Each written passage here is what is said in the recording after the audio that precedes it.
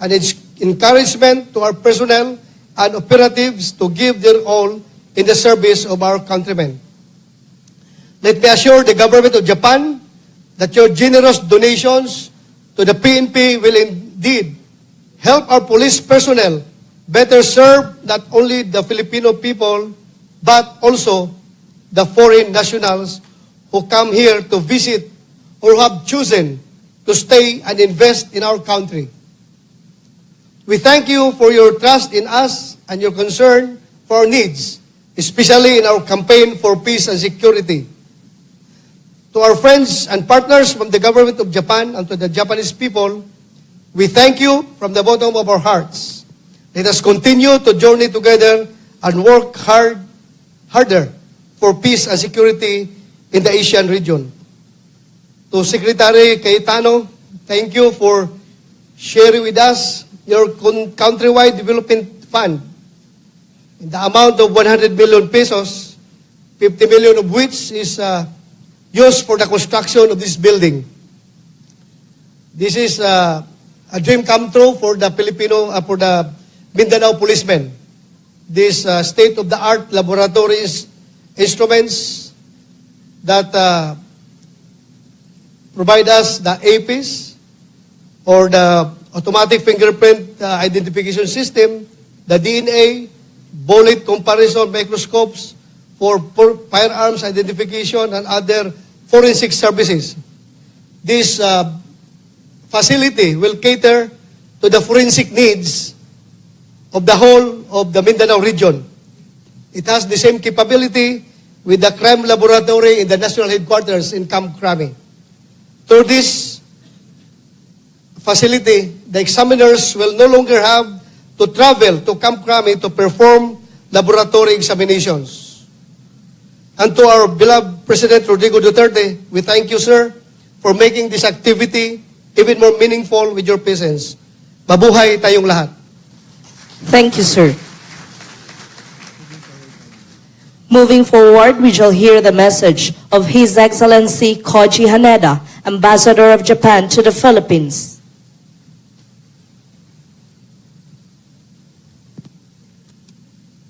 President Rodrigo Roa Duterte, Secretary Salvador Medialder, Secretary Delphins Lorenzana, Secretary Eduardo Año, Mayor Sara Duterte Carpio, Police Director General Ronaldo de la Rosa, distinguished guests, ladies and gentlemen, good afternoon, Mayon Hapon.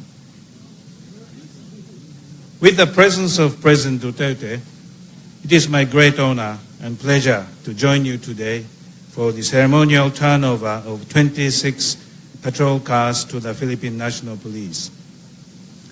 Being surrounded by valiant men in uniform, I would like to begin with an anecdote of our own Japanese police force, always ready to respond to the call of duty. Many of them are deployed in the streets to maintain vigilance. Some are stationed in Koban or a police box, while others patrol in their police cars. This high visibility of police officers in public areas in Japan has two-pronged effects. Deterrence to criminals, of course, and interestingly, excitement to school kids. Becoming a police officer has always ranked within the top 3 dream jobs of school kids in Japan for decades. What's more, patrol cars remain to be among the wide-given Christmas gifts to Japanese kids. Such popularity among kids has, in one way or another, contributed to strengthening our police institutions, supporting recruitment and preserving high morale of police officers. In the same way, we sincerely hope that these 26 patrol cars would not only enable the Davao PNP officers to more capably respond for help whenever the need arises, but also attract as many Davaoeño kids as possible to this honorable profession and encourage them to become promising PMN officers in the future. As maintaining peace and order is on top of President Duterte's priority, we are very much delighted to support President's rigorous efforts through Japan's official development assistance. Last November, we turned over as the first batch of high-performance 100 patrol cars which will be deployed to PNP precincts nationwide. And now we are happy to see that 26 units of those patrol cars finally arrived here in Davao City. I would like to bring your attention to the two flags shown on these patrol cars, depicting the national flags of Japan and the Philippines alongside each other. In itself speaks volumes. It signifies the long-standing ties between our countries. It shows what we can achieve whenever our people work closely together. And more importantly, it represents the high morale and valiant spirit of our respective police forces. Our sincere hope is that these patrol cars would lead the way to stronger public safety capabilities and counter-terrorism efforts of the PNP, bringing the PNP much closer to the Filipino people. Finally, I would like to congratulate the PNP on the inauguration of the new Regional Crime Laboratory Office. Scientific investigation and crime identification in the laboratory are two of the focal areas where Japan and the Philippines have long worked together to develop institutional capabilities and share best practices. I am certain that the opening of this new laboratory will further promote the Philippine government's efforts in improving the peace and order situation in this country. Last fall in Japan, President Duterte stated that our countries are entering a golden age of strategic partnership. I believe this ceremonial turnover of patrol cars and inauguration of new laboratory signal another step forward in this golden era. I am therefore looking forward to having more opportunities to expand our cooperation and continuing to work with you in further strengthening our excellent relations. Thank you very much. Daghang salamat and mabuhay. Thank you, His Excellency.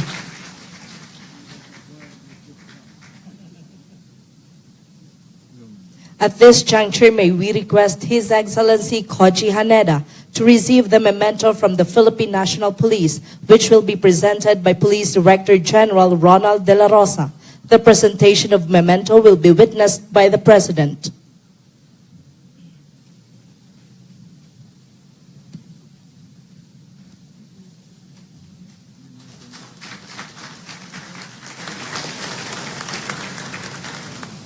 Thank you, His Excellency and the Chief PNP and Mr. President. We are now requesting Executive Secretary Salvador Medialdea to introduce our guest of honor.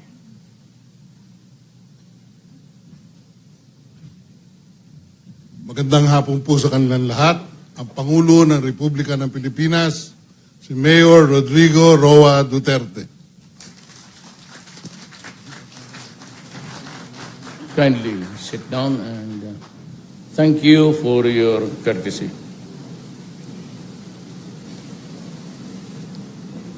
I would like to add some ad-lib before I read the official statement of the event coming from the Office of the President. I just would like to thank the Japanese government and the people for their liberality and being a good friend and neighbor. Since 1988, when I became mayor, I have noticed Japan had consistently helped us in so many forms. Lahat halos yan nakikita ninyo, pati yung airport and everything, has been a part of Japan's toil for the Filipinos. And earlier, we had a talk with the ambassador. I said, I would like to thank you from the bottom of my heart for the so many things that your country has done for us. And one is that we stand by side you in matters affecting our region, particularly in the rockos going on in the Korean Peninsula. And I know that that is a very dangerous, this guy is playing dangerous toys in his hands. And it could not only mean a war, but the obliteration of mankind.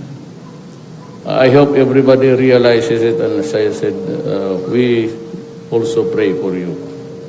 But please be put on notice that we are ready to help you anytime. The second is the excellent help we're getting, mostly in the investment field. And of course, Japan remains to be the biggest contributor of aid and assistance among all countries helping us. And the investments also is on the rise. They are really helping us grow faster. And maybe I should say that in due time, we'll be able to realize the level of comfort in the economic field. I said it's not easy to do it, but with the help of, I've been open to them, and I said that we remain friends with China, and we have opened avenues of cooperation with Russia. But the basic message for everyone is that we want peace, and we do not want any war here, especially in Southeast Asia, where we will be drawn into a conflict with the Korean standoff right now. Ito bang, just a little bit of advice. Do not be offended with it, because it is a good advice for everybody. We started in 1988 with just the yung mga talyer-talyer building jeeps, Buras and company, because then we were pretty hard up. In 1988, I just had about 800 million, I think. No, not even. But we had so little money to start with. So jeep lang muna tayo. But at that time, I'd always been very emphatic about maintenance. Kasi the life or the shelf life or the serviceability of a motor vehicle would greatly depend on maintenance. And I hope that the city police director and the rest of you guys would be recipient of any of these kinds in the years to come or in the months to come. If you sort of build something inside as a component of your office, the regular maintenance schedule of these motor vehicles. They are not cheap. They are hard to come by in a lifetime of a city. And the one that's given to you is almost a luxury car to us. Montero, for the average Filipino, is a luxury car. And yet it is given by way of donation for the use of the police. I expect with that kind of quality, I should say that it should last for more than, with proper maintenance, mga 50 years, siguro? No, actually. It should not be used, that's my policy when I was mayor. It should not be used for personal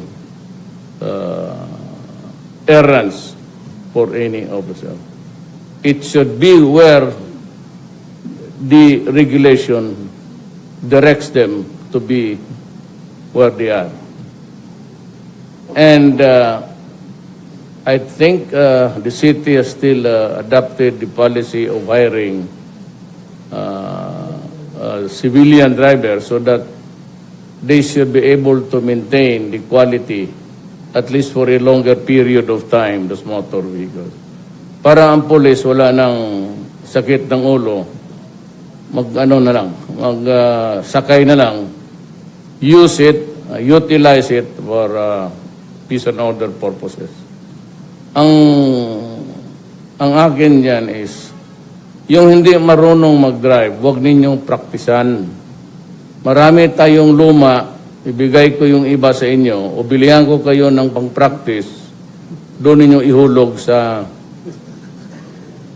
mili ka ng malalim na ridge dyan sa diversion road. Alam mo, hindi ako nagyayabang because this is not something really to... May isang gagong pulis. Lasing, I think he's in prison right now, but he was accused of a crime. But he drove one of those new Isuzu pickups that I just bought at that time. Binangga ng walang hiya. And I think I slapped him there sa opisina ni... I forgot who was the chief of police at the time. Sinampal ko, I slapped him twice. And kicked him in the stomach. Because sinabi ko na nga, huwag ninyong drivean yan and hindi praktisan, lalo na paglasing. Kaya, please just try to give a sense of obedience to the orders that are really good for you. Total, kayo naman ang makinabang yan. Hindi naman ako. People will never really accept an explanation, something like, we cannot come to your rescue because there is no motor vehicle, or there is no car, or there is no whatever to go there.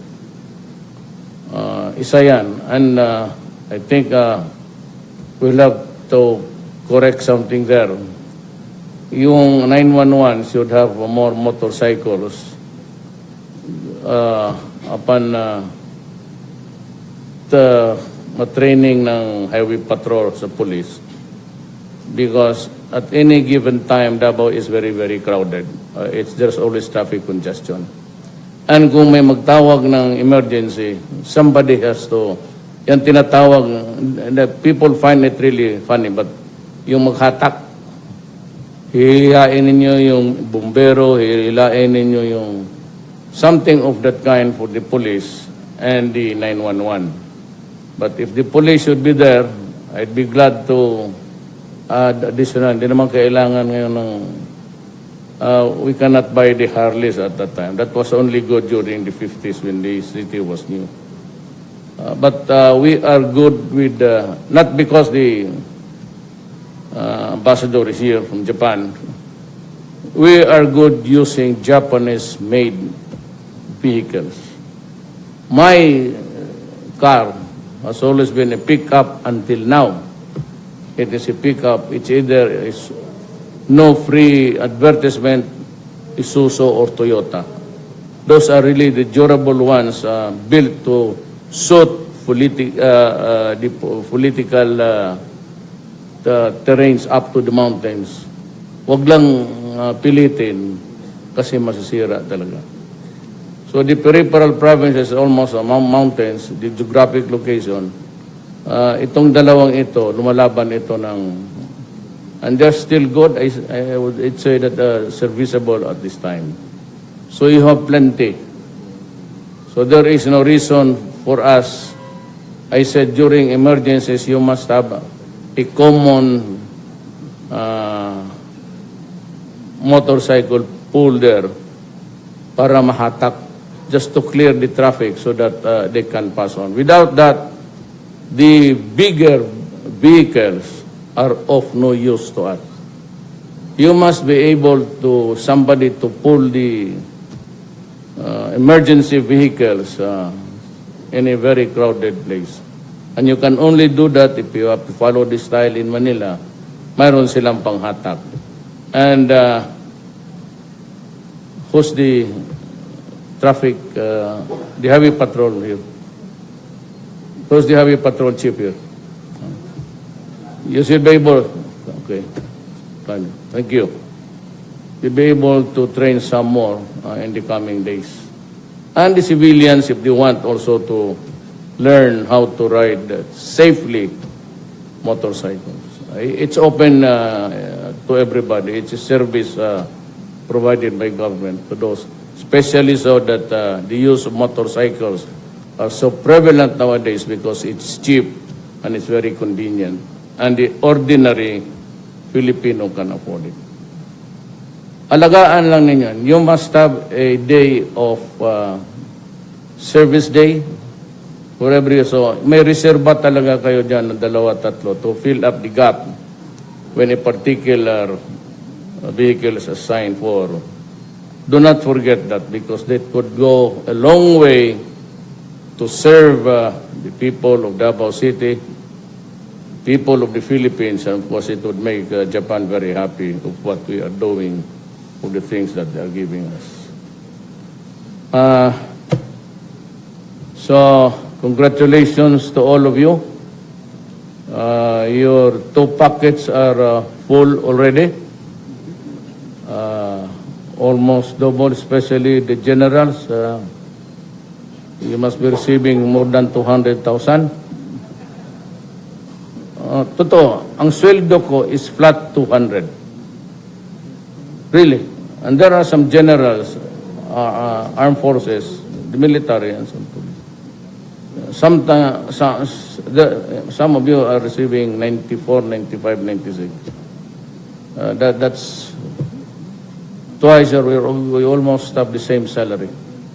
Mas malaki nga siguro ang inyo with the longevity pay, yung I don't have the combat pay. But mas malaki ang sweldo ninyo. Yung mga generals ninyo, maraming pera yan. Ang panghinayang lang nila, it comes to them and they are no longer serviceable for all. No more. So when you are wrong, when you are active, you don't have the money. Pero ito, isa rin, hindi ako nagpapatawa, ha? Alam ninyo yan.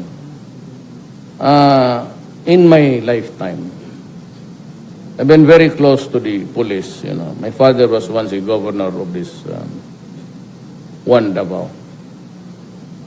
Alam, hindi ako nagpapatawa, pero naawa lang ako. Kasi,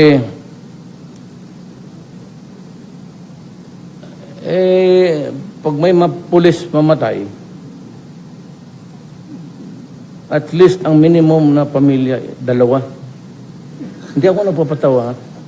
Do not smile because I'm not joking. But 2 talaga. Si Bato, matagal naman yung pulis rin. I mean, I'm not saying that he's the one. But since I was, you know, I was a son of a politician, I used to go with my father every time because I'm so very much enamored with police work. So sumasama ako sa kanya yung matay sa probinsya.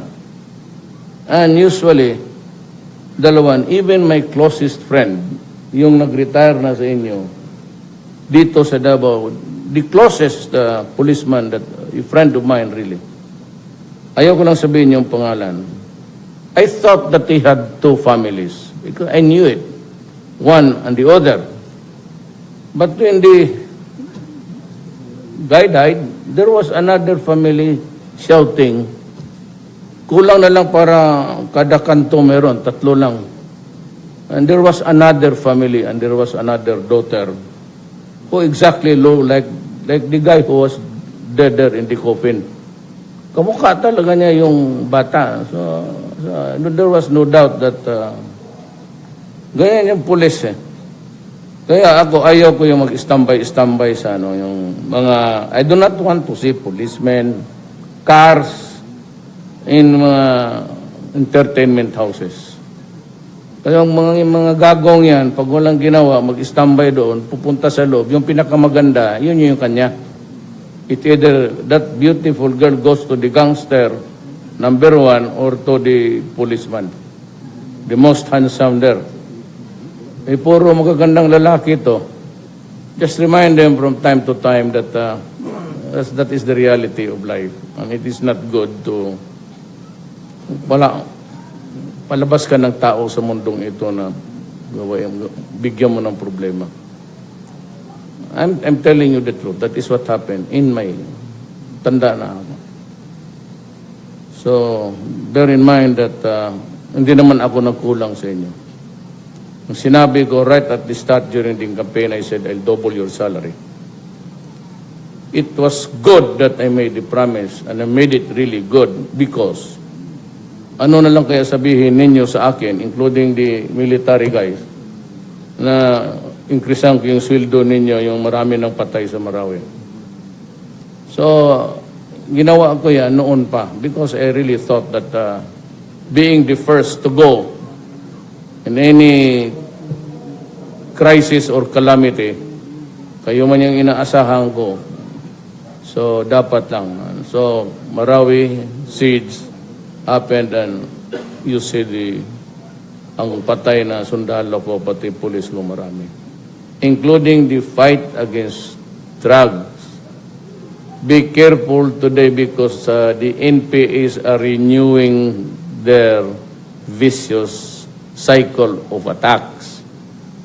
Lahat kayo, pati army, may mga sidearms na bantay kayo dyan because these powers are back. But I'm sure that but this time, from experience, and I have requested so many old foggies there, yung mga chief of police dumaan dito, they are going around lecturing about the strategies about to meet the challenges of itong mga assassination. I am not doubting that the military can take care of them, son. Itong bantayan ninyo ito, it's either a body-body system or never let your back be vulnerable to an open attack. Bantay kayo dyan kasi medyo malala ito ng konti in the days to come because I have decided to not to talk anymore. So, be careful. I said, be active. Basta ito lang, ayan, I repeat. Basta nakaroon kayo ng problema in the fulfillment of duty or duty connected, you have no problem at all. I will take care of you as I did during my entire 23 years as mayor. Walang pulis dito na nakulong kasi nagtatrabaho. And I will never allow it. And even those in Manila, and of recent events that happened, I will not allow them to go to prison. Not when they are in the performance of their duties. There has to be a good explanation for them. Yung mga abuso, yung mga murder for hire, itong mga ninja, oh well, you do not only lose your funds, you use your life. Usapan yan. And I said that you go and destroy the drug industry. Destroying means destroying, including human life. I'm sorry to say it, but that is how it goes. Ito ngayong, itong mga scalawags, huwag ninyong, do not give them not even a Chinaman's chance of making it dyan sa police. Masisira lang tayo. So I'm poised to terminate about 49 police officers and 2 or 3 generals.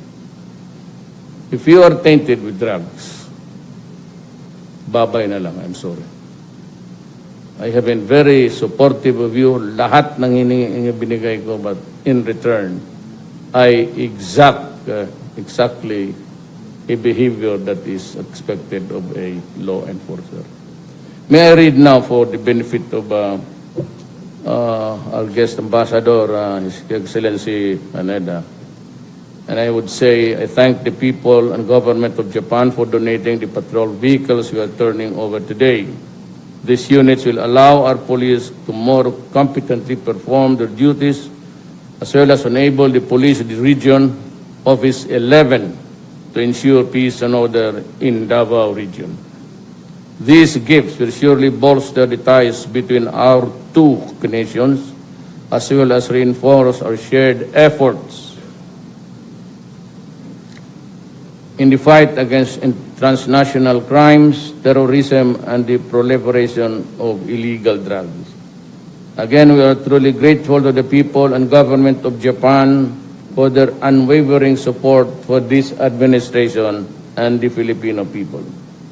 The new Regional Crime Laboratory Office 11 building and our newly acquired state-of-the-art crime lab equipment will ensure faster delivery to forensic services, not only within the Davao region but also the entire Mindanao. But of course, it came from the funds coming from the office of Cayetano. Hindi naman siya siguro, he will not be sad. He won here in Davao City overwhelmingly. With these enhancements, we are addressed so much PRO11 and RCLO11's capability gaps. I am confident that our PNP personnel in Davao region will now be able to perform their duties more effectively. Let this ceremony strengthen PRO's 11's determination and resolve to uphold the rule of law and defend our citizenry from criminal elements and enemies of the state. May this personnel remain steadfast in protecting the Filipino people, especially as we intensify the war against the enemies of the state. Together with the rest of the PNP and other key stakeholders in government, let us usher in lasting and meaningful changes in society and give our people a safe and orderly and prosperous Philippines. Before I end, let me just say, sa lahat, I have dismissed Likwanan today, yung sa Chad, and yung sa Marina, he has tendered his resignation, and many will follow. Do not look at me as a saint. Pare-pareho lang tayong lahat. But sabi ko, not so much about vices and everything, faults and maybe personal deficiencies. But money has not really been an issue to me. Yan sinasabi nilang yung mga ano nila, I really do not know where they got it. Basta sabi ko nga sa akin, yan lang ang pera ko. Pati yung sweldo ko sa land bank. Because doon man nahulog yung sweldo natin lahat. And I have never been really getting that money because I was living with my mother. My mother was not rich. But she could afford to buy the food for us while I was there as mayor. Sa kanya ako nakatira. Umalis lang ako nung mayor na ako kasi sabi niya, umalis ka na kasi naguguluhan siya sa bahay. So, itong graft and corruption will remain. Ito na lang sabihin ko para sa lahat sa atin. Huwag sa panahon ko. Just give the Filipino a respite of about 4 years. Not during my watch, please. Huwag sa panahon ko.